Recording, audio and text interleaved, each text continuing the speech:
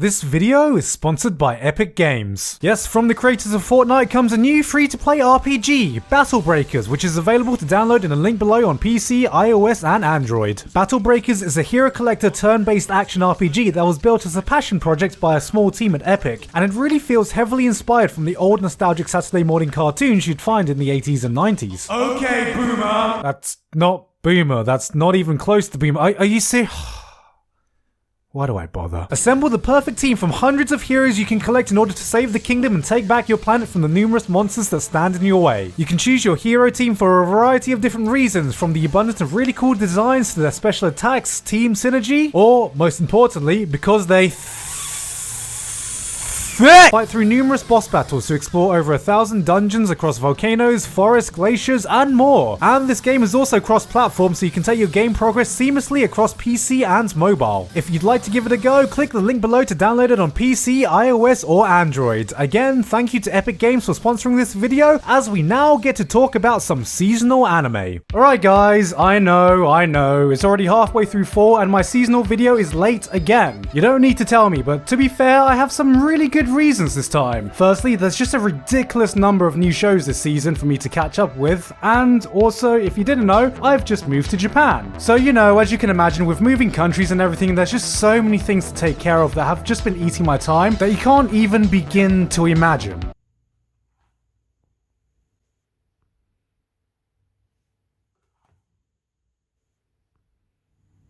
Sydney! Clear out my schedule for the next week!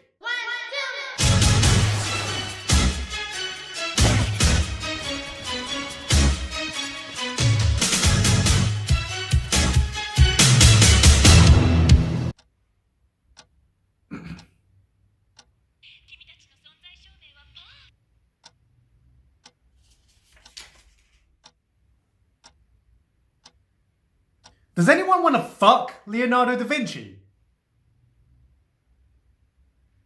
Fate is back at it doing Fate things, finally getting to spend the billions of dollars they've earned from the hopes and dreams of their faithful player base, as they once again sink their entire life savings for the worthwhile purchase of a low chance to obtain a JPEG image of their favorite fictional anime girl. And honestly, I don't know what more Fate Go fans could ask for. This is looking like it's going to be a pretty decent adaptation of one of the fan favorite arcs, and the animation is almost decent enough to make you forget about the countless quarts you've rolled away now that you know you've been funding that shot of not Rin's sweet tsundere ass. As with every addition to the Fate franchise, new people are going to ask if this is a good place to start with Fate, and just like every other time, the shortest answer is going to be yes, with an asterisk the size of Jupiter next to it. But luckily, I should have no problem because I am already very familiar with the source material.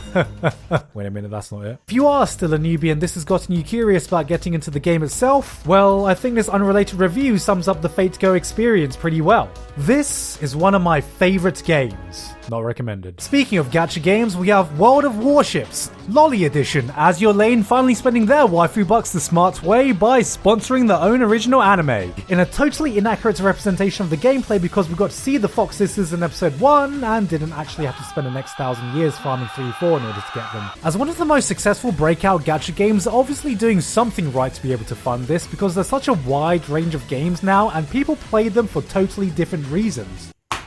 Hey Gar, what do you want for dinner tonight? So you know what? I can only imagine what the creators behind the game can say about the secret to their success. We have so many degenerates here. Incredible, you know? Alright, so getting to the meat of this season chart, there's a lot of shows this season. Like, a lot. And there's a lot of sequels this season. Like, a lot. It looks like a lot of the new high-profile sequels are dominating the top of the chart, but it also looks like there's some fan favorites coming back too. But if you were watching them before, you probably know if you're going to be watching them now. And with so many new shows, I don't really want to waste your time going over the same repetitive points you've heard before about stuff you're probably tired of hearing by now. So anyway, here's a bunch of new isekai. I guess I just don't have the strength to eat anything quite yet. Oh.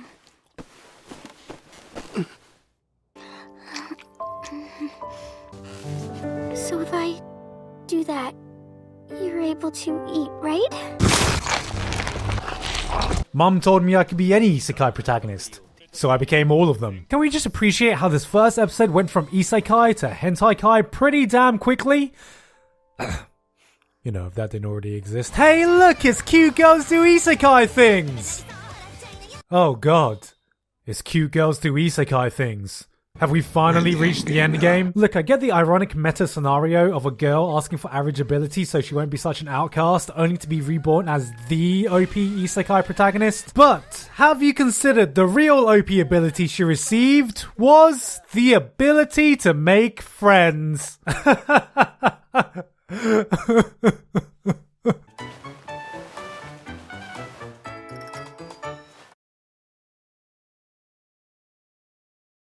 What the fuck?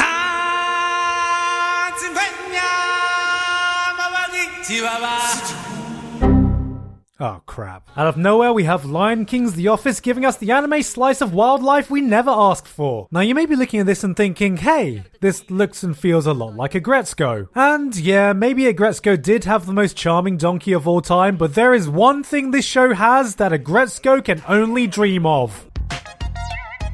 Fortnite dancers. This video is sponsored by Epic. Back in the Isekai corner, we have the world's biggest bookworm being reincarnated into a world with hardly any books. And also, from the creator of Konosuba comes an Isekai where a pro wrestler gets transported to a fantasy world who immediately German suplexes a princess, only to fuck off and fulfill his lifelong dream of opening a pet shop by sniffing the butts of a bunch of fantasy animals and acting on his definitely not furry tendencies. Remember when Isekai plots were just a reskinned version of Sword Art Online? Speaking of which... Wait a minute! Who are you? I'm you, but Lolly! Wait a minute, who are you? I'm you, but... Were you gonna finish that sentence, or... I don't know, once I figure it out, I'll get back to you. I'm only kidding, guys. This isn't Sword Art Online. It's Sword Art Online 3 Houses. I can't lie to you guys. This looks like it's gonna be one of the most generic, cliche, trashy, light novel junk food shows of the season.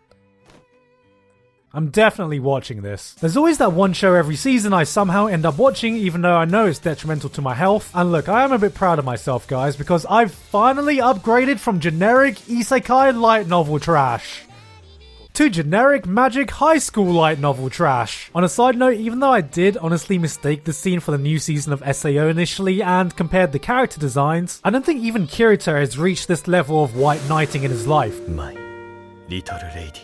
Finally, a man who knows how to properly treat his lady. I find it kinda ironic that in a season where you have a new anime from the author of Konosuba, it somehow isn't even the anime that felt most similar to Konosuba. If the title, The Hero is Overpowered but Overly Cautious, doesn't already give away exactly what the show is about, I can say it honestly feels like a spin-off isekai sitcom starring Blonde Aqua and Armorless Goblin Slayer. And it's honestly pretty amusing because together they share some pretty great comedic chemistry. He protects, he attacks, she stays back, but most importantly...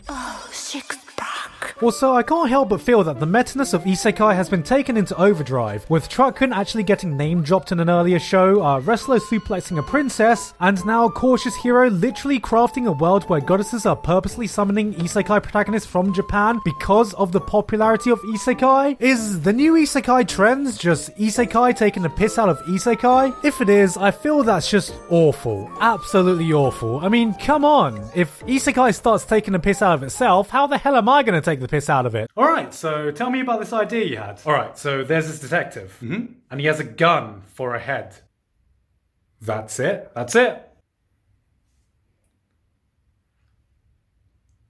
That's brilliant. He has a gun for a head. Why has no one ever thought of this before? He has a gun for a head. You keep saying it and it just keeps getting better. He has a gun for a head. Oh my god, this is going to be the greatest show of all time. You know, aside from the fact when I initially scrolled down this chart and mistook this title as No Guns, No Life, the isekai spin-off I never knew I wanted, there are several ways that someone could have described the show that would have been able to easily sell it to me in an elevator pitch. An old-school, hard-boiled detective story in a cyberpunk setting, Madhouse making a new gritty action show with a stoic, badass main character, budget Inferno Cop, but anything else that could have been said was made irrelevant when you have a protagonist with a gun for a head. And I wish it wasn't so simple that I could have been sold at the mere sight of a protagonist with a gun for a head, but there's a protagonist with a gun for a head. I don't think I need to say anything else.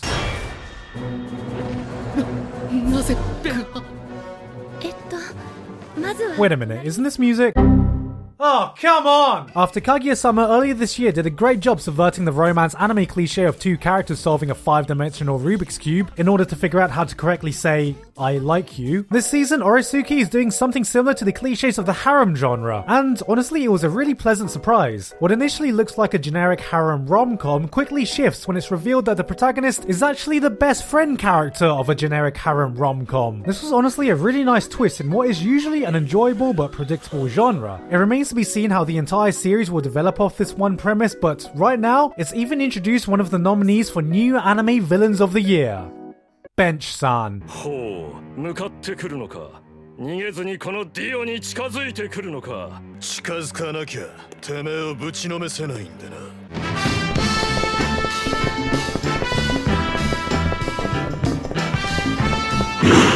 Once again, I want to give a shout out to some sports anime many people are going to sleep on merely for the fact that they are sports anime. Firstly, AHIRU no SORA is giving us a new basketball anime that is far more reminiscent to the down-to-earth classic slam dunk basketball story. And then we have another tennis anime in HOSHIAI no SORA giving us two very promising new sports anime. These are two sports dramas that are about a group of club members finding their passion in the sport when they had none, and seems to focus more on how that helps them cope with real-life issues than the usual sports anime formula of building a team, entering a season-long tournament arc, and winning something before the senpais graduate. HOSHIAI no SORA, especially as one of the few anime original shows, has been one of the most impressive shows for me this season, and being criminally underwatched. Just remember that you should go into this thinking this is more like a high school drama with some tennis in it, because you'll suffer from a bit of emotional whiplash if you come into it with the same mentality of your usual sports anime, like, oh hey, a tennis anime. その言葉遣いは。Do you think he's gonna make it into nationals this year? Man, Zootopia 2 is sure looking lit. If there was an award for surprise of the season for me, this was definitely it. I came into this completely blind, and like many people, I took one look at it and thought, what the fuck is this, Furry Converter 9000? BEASTARS takes place in a world of anthropomorphic animals, and while that may sound like a cheap gimmick, the show uses this to craft a believable world where the same kind of social stigmas you see in our world exist. You have discrimination between species, class divides, bullying. It was a very clever way to highlight similar dynamics we see in our world, and despite this being a show about sentient animals, it has some of the most grounded characters you can find all year, which all gives a nice backdrop for a surprisingly dark and mature tale. Now to address the elephant in the room. That's not an elephant, that's a rhinoceros. Yes, this is a 3D anime, but it comes from the same studio that gave us this.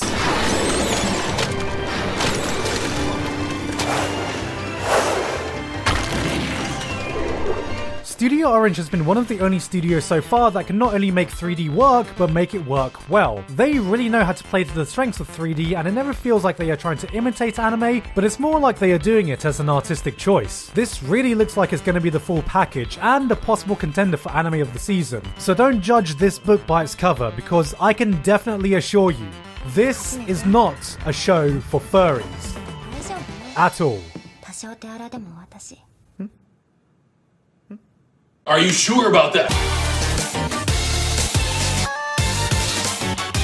Hey guys, hope you enjoyed that video. Again, thank you to Epic Games for sponsoring me today. If you'd like to try out Battle Breakers, you can click the link in the description to download it on PC or mobile. And with that said, thank you very much to Axel Chloris, Walto, Supreme Saiyan, Nicholas Tatum, Mike Elfin, Sisters10086, and everyone else on Patreon for supporting me this month and helping me through my move to Japan. And yes, if you did miss my last video, I have moved to Japan, and as you can see, I've been using it to my full advantage. On a serious note though, I am pretty excited for this move. I didn't really get to explain it in the last video, but a big reason why I wanted to move to Japan, aside from me being a big fucking weeb, is that I wanted to explore new kinds of content, which you will hopefully see in the coming year, because next month I'm going to be busy with anime in 2019, which again, it's probably going to take up my entire month. Anyway though, that's it from me. I've been Gigguk, and I will see you all next time.